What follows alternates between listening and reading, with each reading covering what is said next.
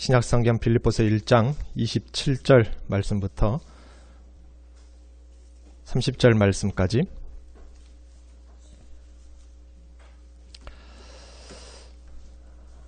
함께 읽겠습니다. 오직 너희는 그리스도의 복음에 합당하게 생활하라. 이는 내가 너희에게 가보나 떠나 있으나 너희가 한 마음으로 서서 한 뜻으로 복음의 신앙을 위하여 협력하는 것과 무슨 일에든지 대적하는 자들 때문에 두려워하지 아니하는 일을 듣고자 함이라. 이것이 그들에게는 멸망의 증거요 너희에게는 구원의 증거니 이는 하나님께로부터 난 것이라.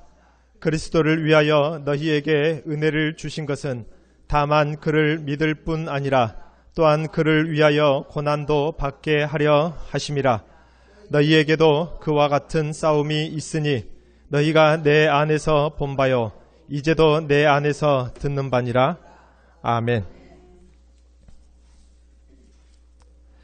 우리 좌우의 인사 나누실까요? 우리 샬롬 하시고 인사 나누겠습니다. 샬롬, 샬롬, 샬롬.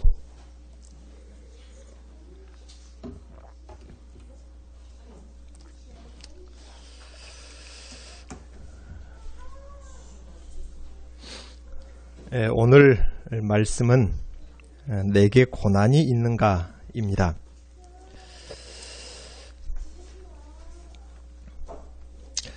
빌립보서 1장은 바울 사도의 기쁨이 무엇인가로부터 빌립보서 말씀은 시작하고 있습니다. 바울의 기쁨, 바울 사도가 자신의 기쁨을 무엇이라 말하고 있습니까? 크게 두 가지인데요. 바울 사도의 최대의 기쁨은 어렵게 세워진 빌립보 교회 성도들이 복음 안에서 성장하고 세워져 가는 것, 신앙이 성장해 가는 것이 바울 자신의 최대의 기쁨이었다고 했습니다. 그리고 또한 복음을 위한 일에 바울 사도와 똑같은 심정이 되어서 그 일에 동참하는 것이었습니다. 여기서 동참한다는 말은 바울 사도와 함께 또 복음을 위한 일과 함께 생사고락을 함께 하겠다는 것입니다. 이러한 성도들을 볼 때에 바울 사도는 그리스도의 심장으로 그들을 사랑한다 그렇게 고백하는 것을 바울 사도의 그 뜨거운 마음을 우리는 보았습니다. 그리고 또한 바울 사도의 기쁨은 비록 그가 감옥 안에 갇혀져 있는 상태이지만 사탄 마귀는 바울 사도를 사탄 마귀의 세계에서의 입장에서 볼 때에 암적인 존재죠. 가는 곳곳마다 교회가 세워지고 복음이 전파되니 그러한 바울 사도를 감옥에 가둬버렸지만 결박된 신세가 되었지만 주님의 놀라운 섭리와 간섭과 일하심으로 오히려 로마의 황제 친위대까지 더 깊숙이 복음이 전파되는 결박된 바울 사도를 찾아와서 복음을 듣게 만드시는 하나님의 섭리를 보았습니다. 그래서 이러나 저러나 그리스도가 전파되는 것이 나의 기쁨이라 그렇게 바울 사도의 기쁨이 무엇인지에 대해서 1장 말씀은 시작하였습니다. 이처럼 바울은 그가 살든지 죽든지 오직 그리스도가 전파되고 존귀히 여겨지는 것이 삶의 가치이자 기쁨이었습니다.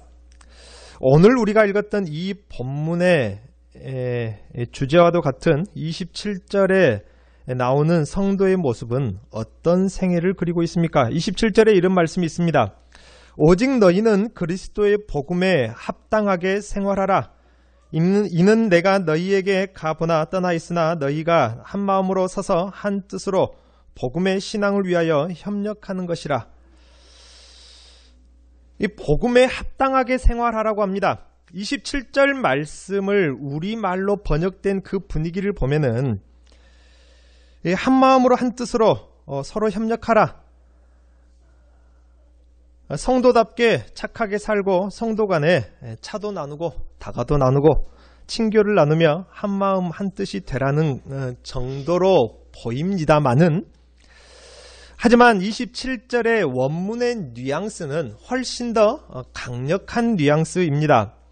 27절에 나오는 복음에 합당하게 생활하라는 이 말은 그냥 도덕적으로 착하게 살아라는 정도가 아닙니다. 천국 시민이 되라는 말씀 뜻인데요. 왜 천국 시민이 되라는 뜻을 전하는 것일까요? 아기를 낳으려고 미국에 가는 사람이 있습니다. 그렇죠? 그것이 잘됐다 잘못됐다를 말하는 것이 아니라 지금 가치관을 말하는 것입니다. 왜냐하면 그 아이로 하여금 미국 시민권을 갖게 하기 위해서입니다.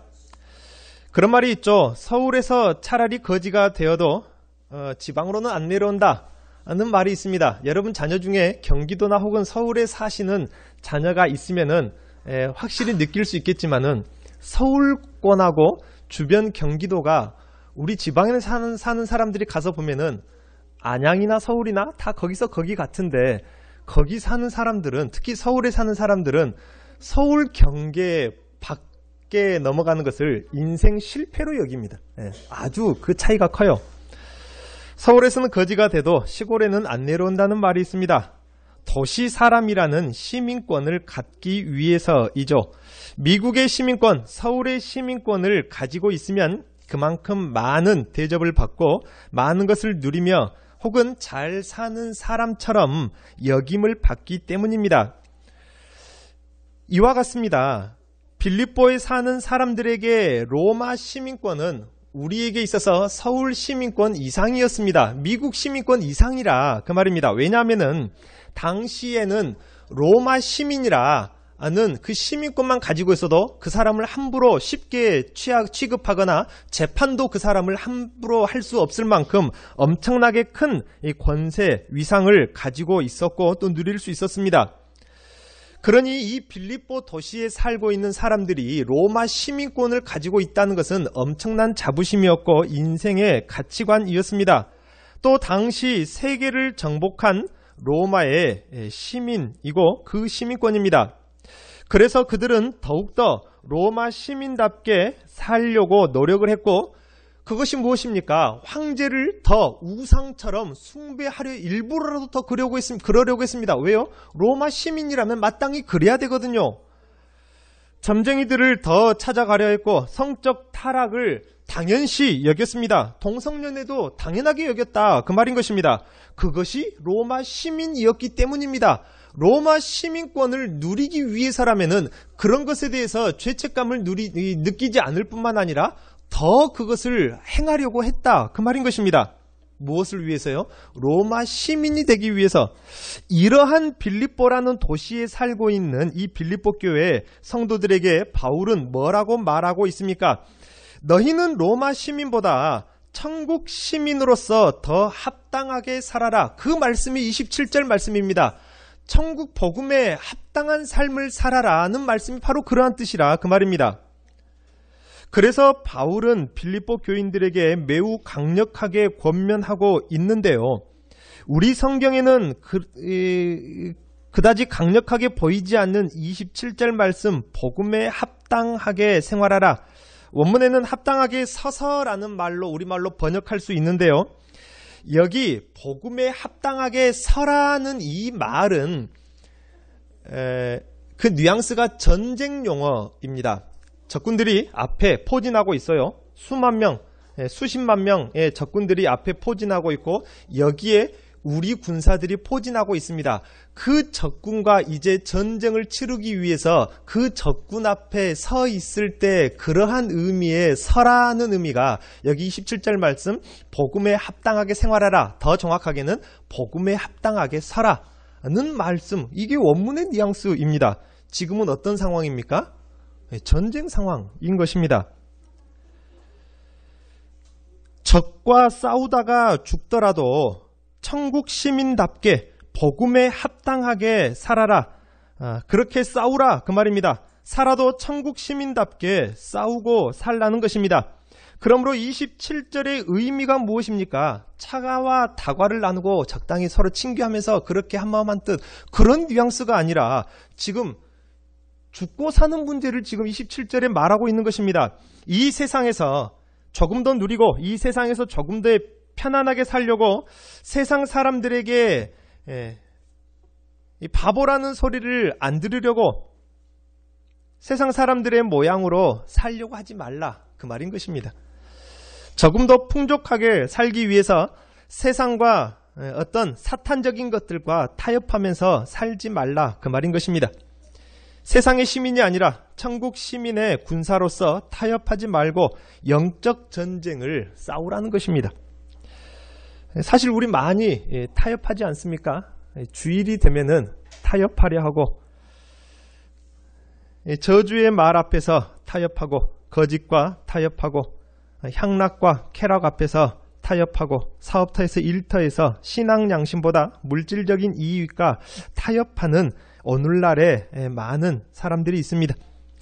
우리는 신앙 양심을 지키고 성도로서 시민권을 천국 시민권을 지키며 싸우다가 군사처럼 서서 죽을지언정 천국 시민으로 살겠다는 군사와 같은 믿음과 용기를 가져야 하는 것입니다.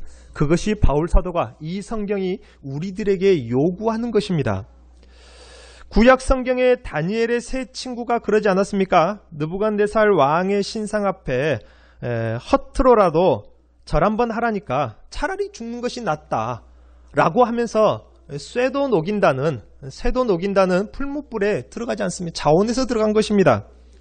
신약에 폴리감 목사님이 그러했습니다. 나무를 쌓아놓고 그 위에 화형을 당하기 직전에 거짓말이라도 예수를 부인하면은 풀어주겠다 라고 했을 때에 차라리 불에 타서 죽는 길을 택하지 않습니까? 이 사람들이 바로 복음에 합당하게 서 있는 것들입니다.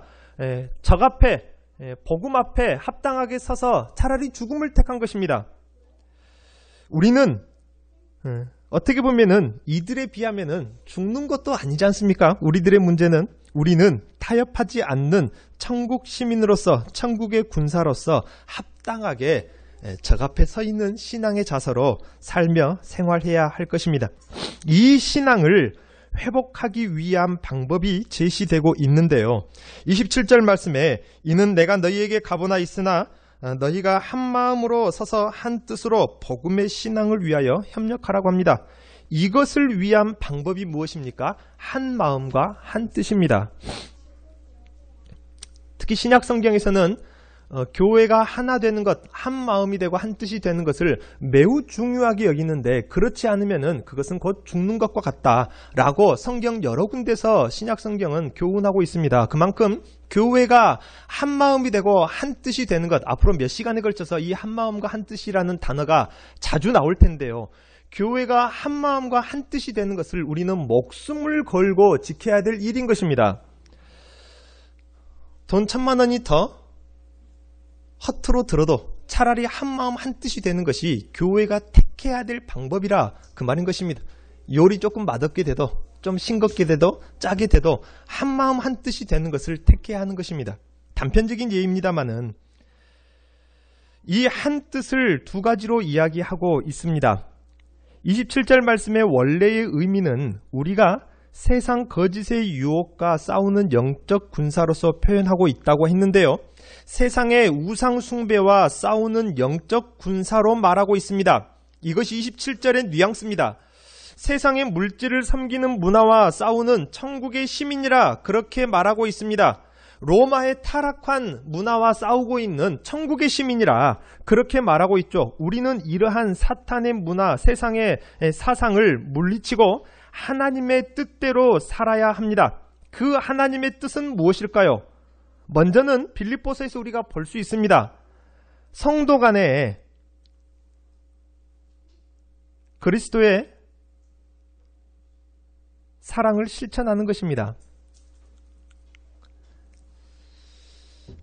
당연한 말 같죠. 그런데 특히 이 말씀을 오늘날 세상과 대비하였을 때에 이 말씀을 더 잘 이해할 수가 있습니다. 언젠가 그런 말을 들은 적이 있어요. 세상 사람들은 갈수록 이기적으로 살 것을 그렇게 가르칩니다. 너는 이기적으로 살아라. 대놓고 가르치는 사람도 있습니다만은 대놓고 가르치진 않아도 모든 교육 정책과 사람들의 가치관을 가만히 한번 생각해 보십시오. 이기적으로 살 것을 가르칩니다. 제가 들었던 말은 어떤 말이냐면은 어떤 사람이, 어떤 아이가, 누구의 자녀입니다. 누구의 자녀가 쉽게 말하면 착한 일을 하다가 학교에서 점수를 따는 일에 조금 누락이 됐어요. 점수를 좀 덜 땄다, 그 말입니다. 그래서 그 부모가 하는 말이 착하게 살면은 성공할 수가 없다. 그렇게 말하는 것이 오늘날의 가치관이고 후세대들에게 물려주고 있는 가치관인 것입니다. 경쟁을 해야 살 수 있습니다. 이기적으로 살아야 잘 산다라고 가르치는 것이 세상의 가치관이고 세상의 방향입니다. 하지만 우리는 그리스도께서 생명으로 가르쳐 주신 그 사랑을 이루며 유지해야 합니다. 쉽게 말하면은 세상 사람들이 가고자 하는 그 방향과 다른 방향을 가고 있다, 그 말입니다.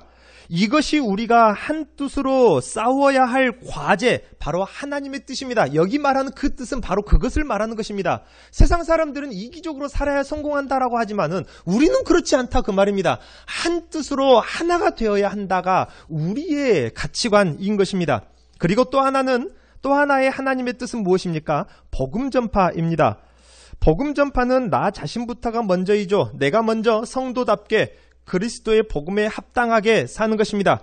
그리고 나서 다른 이들이 천국 시민 그리스도인이 되게 하는 것이죠. 교회가 이러한 복음 전파를 위해 세워졌고 이것이 하나님이 원하시는 정체성이며 한 뜻입니다. 이처럼 하나님의 한 뜻을 이루기 위해서 27절 말씀처럼 한 뜻을 이루기 위해 무엇을 해야 한다고요? 한 마음으로 협력해야 한다라고 가르칩니다. 타락한 로마의 도시 빌립보에서 홀로 천국 시민으로 그리스도인으로 살아가기란 매우 어렵습니다. 모두가 우상을 섬길 때에 홀로 하나님을 섬겨야 하기 때문이죠. 처음에 말씀드린 것처럼 빌립보에는 유대인들도 많지 않았어요. 회당이 설립되지 않을 만큼 유대인 남자가 10명이 안 될 만큼 유대인도 많지 않았습니다. 여호와를 모릅니다. 모든 사람들이 그리스 로마 신화에 나오는 많은 신들을 섬기고 황제를 섬길 때에 홀로 하나님을 섬겨야 됩니다. 홀로 그리스도인으로 살아가기 힘들다, 그 말입니다. 모두가 성적으로 타락하고 그것을 당연하게 여길 때에 홀로 거룩해야 합니다. 모두가 거짓과 술수로 돈을 벌 때 홀로 정직해야 합니다. 모두가 향락을 즐기는 주일에 홀로 주님께 예배하러 나와야 하니 얼마나 고독하고 외롭겠습니까? 그래서 우리는 하나님의 한 뜻, 사랑을 실천하는 것과 복음을 전하는 이 한 뜻을 이루기 위해서 우리 성도들끼리 한 마음이 되어서 협력하지 않으면 이 뜻을 이룰 수 없다, 그 말인 것입니다. 그래야 이 영적 전쟁에서 이길 수가 있습니다. 나 혼자 소리 지르고 창 들고 뛰어간다고 한들 어떻게 그 수만 명이 되는 대적을 이기겠습니까? 우리가 한 마음을 가졌다는 것은 우리가 여럿이 아니라는 것입니다. 우리가 하나, 즉 그리스도의 한 지체라는 것을 말하고 있는 것이죠. 우리가 예수의 이름으로 하나 되는 것이 왜 이렇게 중요할까요? 마귀는 지금도 우리 교회를 무너뜨리려고, 성도들을 무너뜨리려고, 주의 공동체를 무너뜨리려고 지금도 우는 사자처럼 틈을 노리고 있습니다.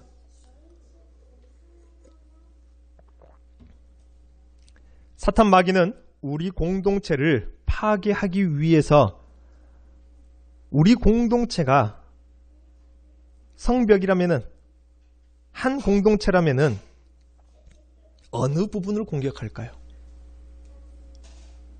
가장 약한 지체를 찾아서 공격할 것입니다.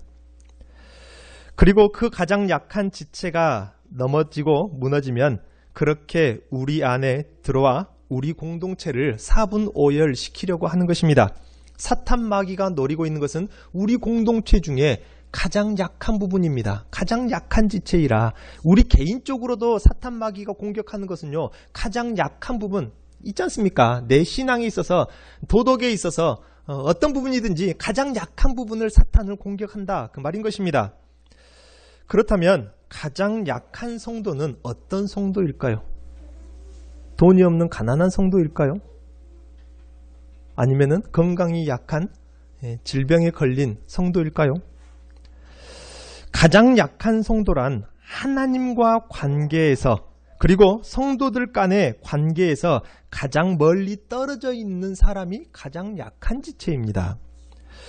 어떻게 떨어져 있습니까? 하나님과 어떻게 멀어지고 성도와 어떻게 멀어집니까? 물질 때문에 혹은 말과 상처 때문에 혹은 배려해주지 않음 때문에 혹은 권위의식 때문에 이러한 약한 지체가 생겨나는 것입니다. 여러분, 그전에도 말씀을 드렸다시피 사자들이 제 아무리 사자라 할지라도 들소나 물소, 무리를 사냥할 때에 덥석 저기 들소가 있구나 가서 먹어야겠다 하고 덥석 뛰어들어서 잡아먹습니까? 그러다가는 사자는 들소들의 뿔에 채이고 발에 채여서 죽습니다. 사자라 할지라도 덥석 돌진하지 않습니다. 제 아무리 사자라도 그렇게 무리의 정면으로 돌진할 때 위험하기 때문이죠. 사탄도 그렇습니다. 든든히 그리스도의 사랑으로 완전히 똘똘 뭉쳐 한 덩어리가 된 교회는 사탄 마귀도 무너뜨릴 수가 없는 것이라 그 말인 것입니다. 초대교회 한 일화가 있죠. 일제시대 때 이야기, 여러분도 들어봤을 법한 이야기입니다만은 교회를 핍박하기 위해서 성도가 안에서 예배하고 있는 교회에 일본 사람들이 와서 불을 질렀어요. 그때 당시는 시멘트 콘크리트로 부어서 지었겠습니까? 다 나무로 지었죠. 나무 바닥에다가. 불을 지르면은 어떻게 할 것이라? 예배를 멈추고 기도도 멈추고 다들 밖으로 뛰어나올 것이라. 그러면은 죽창으로 찔러 죽이려고. 그런데 이상한 것은 나무로 지어진 그 교회가 타기 시작해서 다 타기까지 한 사람도 나오지 않더란 것입니다. 나중에 그 화재 현장을 해체해 보니 온 성도가 마룻바닥에 무릎 꿇고 삥 둘러앉아 서로 끌어안고 얼싸안고 어깨동무를 하며 완전히 한 덩어리가 되어서 기도하고 있는 모습으로 전체 성도가 그대로 순교했더라는 것입니다.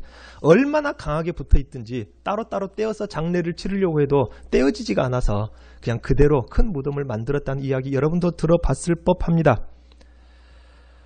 성도가 사랑함으로 하나가 되면은 제 아무리 사탄 마귀가 불을 질러도 그들의 신앙을 이길 수 없다 그 말인 것입니다.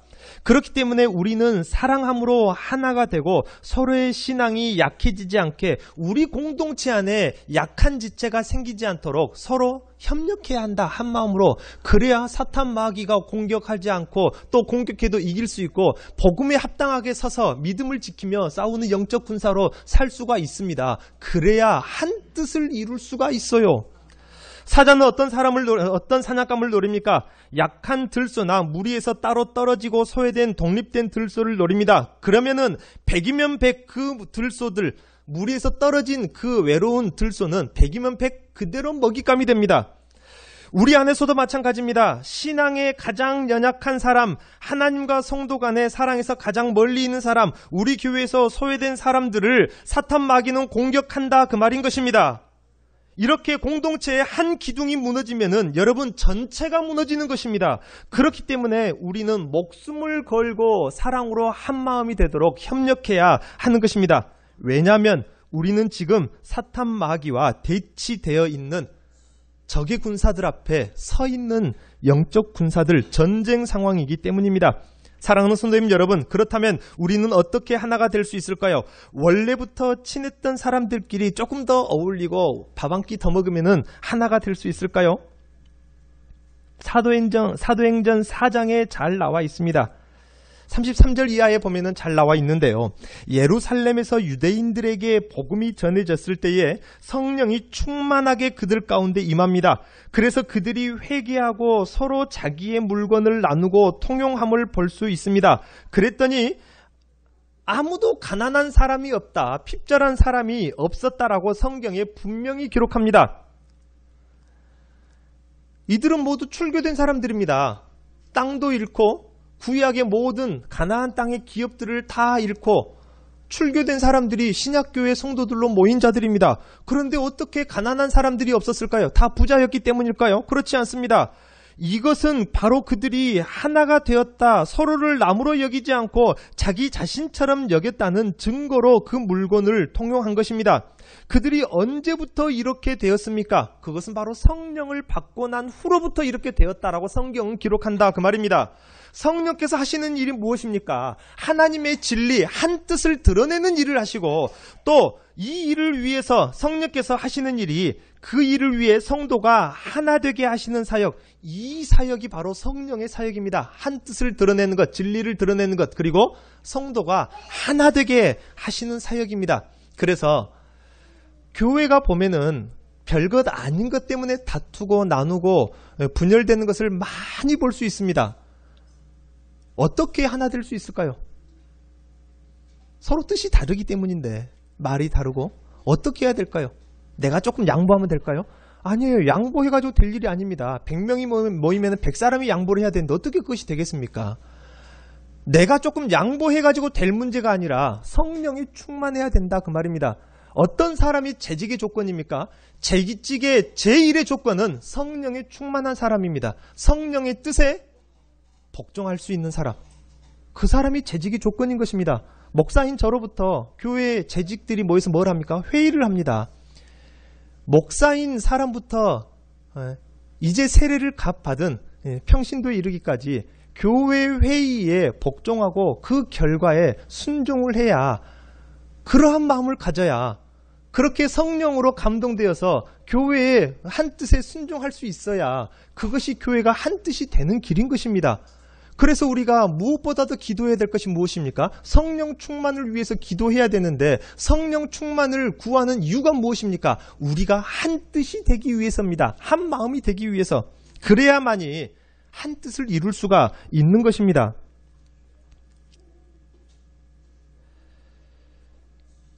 그렇기 때문에 초대교회에 성령이 충만할 때에 이러한 일들이 일어났습니다. 천국 시민의 모습, 진정한 하나됨이 무엇인지를 분명하게 가르쳐 주시는 사건이었던 것이죠. 그들은 로마의 압제에 있었기 때문에, 또 아까 말했다시피 출교당한 사람들이기 때문에 절대로 넉넉할 수가 없습니다. 다들 가난하고 부족했다 그 말입니다. 하지만 성령으로 하나 되어 사랑을 나누면 아무도 가난한 자, 연약한 자가 없게 되어진다 그 말인 것입니다. 바로 우리 교회의 모습이 되어져야 할 것입니다. 이와 같이 우리가 한 마음으로 한 뜻을 이루기 위해서는 우리 서로 협력하고 사랑해야 합니다. 우리 안에서 아무도 약한 지체가 없게 해야 합니다. 물질 때문에 신앙의 열애자가 없어야 합니다. 또 말 때문에 상처받고 소외당한 자가 없어야 하고, 가정생활 또 사업과 직장의 문제 때문에 소외자나 열애자가 없게 해야 합니다.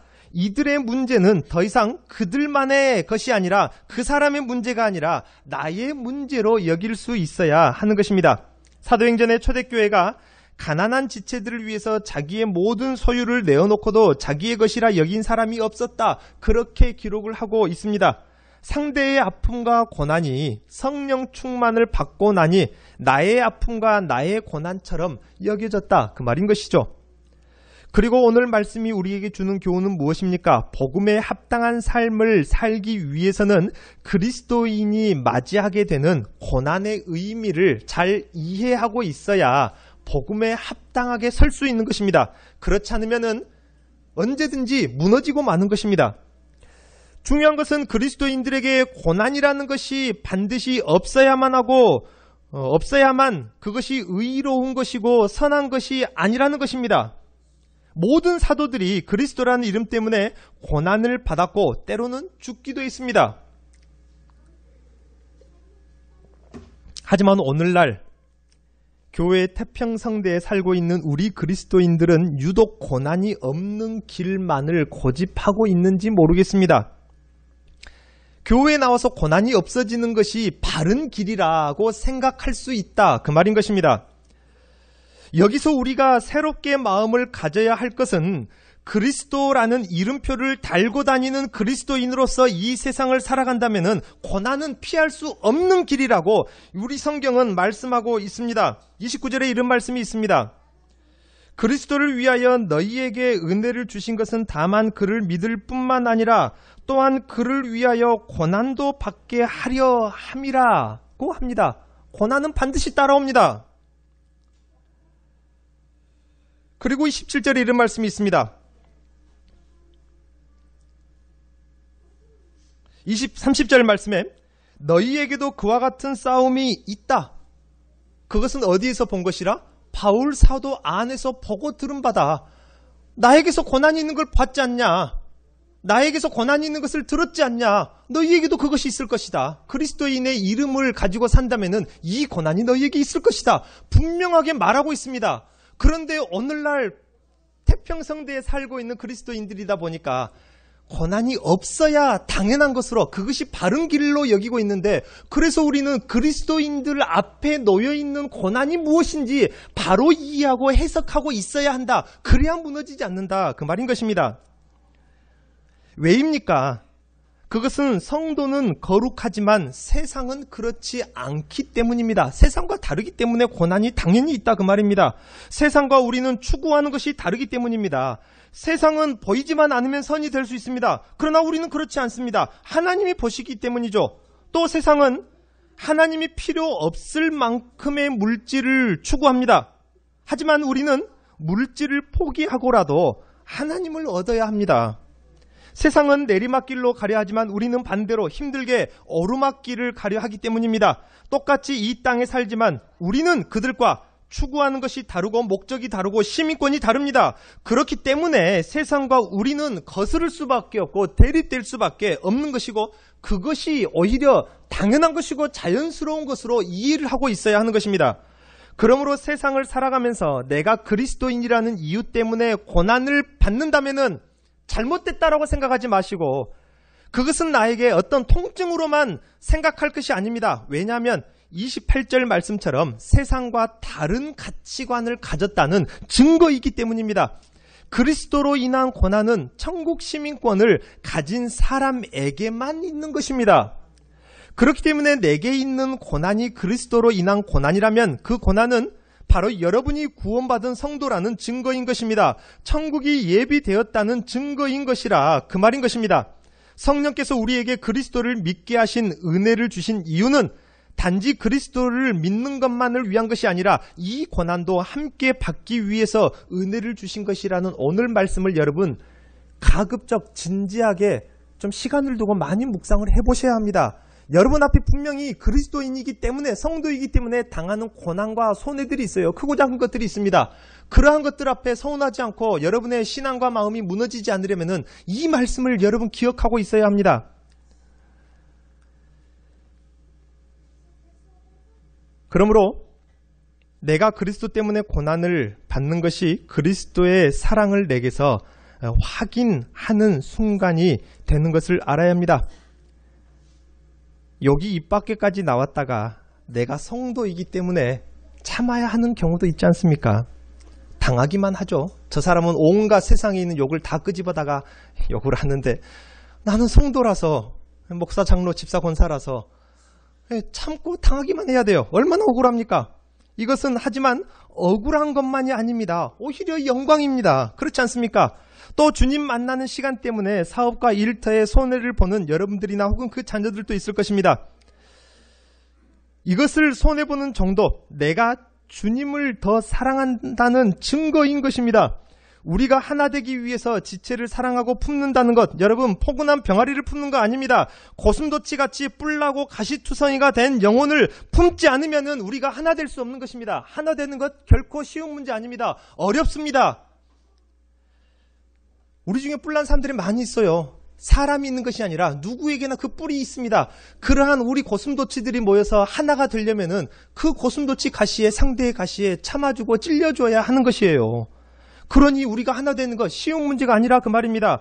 누군가 그분이 내 가시를 품어주었고 누군가 그분이 내 뿔에 찔려주었기 때문에 지금의 내가 이 공동체 안에 있는 것임을 여러분 잊어버리면 안 됩니다. 나도 그러므로 누군가를 그렇게 품는 것이 바로 사랑하는 것입니다. 그리스도의 복음에 합당하게 사는 것은 바로 이것입니다. 이 한국 땅에 복음을 전하기 위해서 목배임을 당하고 순교당한 누군가가 있기 때문에 이제는 우리도 전도와 선교의 고난과 죽음의 땅으로 들어가야 하고 동참해야 하는 것입니다. 이것이 바로 그리스도의 복음에 합당하게 생활하고 서는 것입니다. 여러분 마지막 30절을 보십시오. 너희에게도 그와 같은 싸움이 있으니 너희가 내 안에서 본 바요 이제도 내 안에서 들은 바라. 우리에게 예비된 고난이 어떤 것입니까? 바울 사도의 인생에서 우리가 본 그대로라고 합니다. 어떻게 우리가 바울 사도처럼 살 수 있을까요? 여러분 이러려고 예수 믿은 것입니까? 부자 되려고 교회에 왔는데, 또 나를 그렇게 전도했는데, 병 나으려고 교회에 왔는데 나를 그렇게 전도했는데, 물건 하나라도 더 팔릴까 해서 교회에 나온 사람도 있습니다. 그런데 이게 웬 회개망측한 말입니까? 예수 믿으면 차라리 죽는 편이 낫다고 할 만큼 고난이 예비되어 있다뇨. 이것은 무슨 하늘이 무너지는 소식인가요? 그렇다면 21절 우리 앞선 본문을 한번 읽어보십시오. 이것은 내게 사는 것이 그리스도니 죽는 것도 유익함이라. 죽는 것도 유익함이라. 왜요? 19절에 이런 말씀이 있습니다.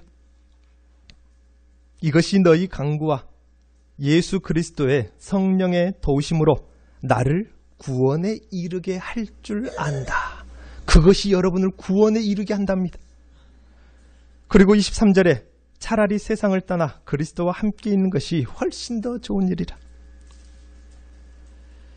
여러분, 손해가 아니라 그 말입니다.